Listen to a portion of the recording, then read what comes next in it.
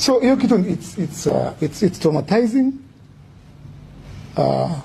Na nimekuwa nikijiuliza ndasimamaje na Wakenya, ndasimamaje na Wakenya au kana sustain ya hizi vitu ndogo ndogo ziko hapa, una get hizi simu yangu imejaa vitu mob sana. Mungu anajua kuna mama hapo watoi wengine wanakufa mazi, but I cannot go on live every time. Every time JJ and live number Kenya, the number is this, the name is this. So lazima tuchoshe wa Kenya pia, but tuko na influence mazi. God ametupea manamba na tuta sustain.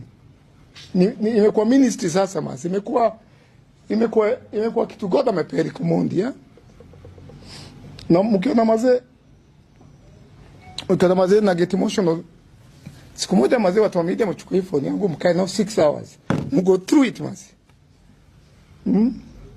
Wakenya walipata platform, walipata place wanaweza share stories zao.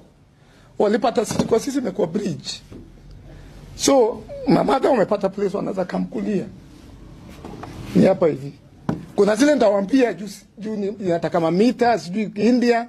Hizo lazima nimeelewa Kenya. But kuna zile mazi nikika kwa bed yangu nasoma mimi hivi na naambia tu madhe siwezi kukusaidia leo. Madhe siwezi kukusaidia leo.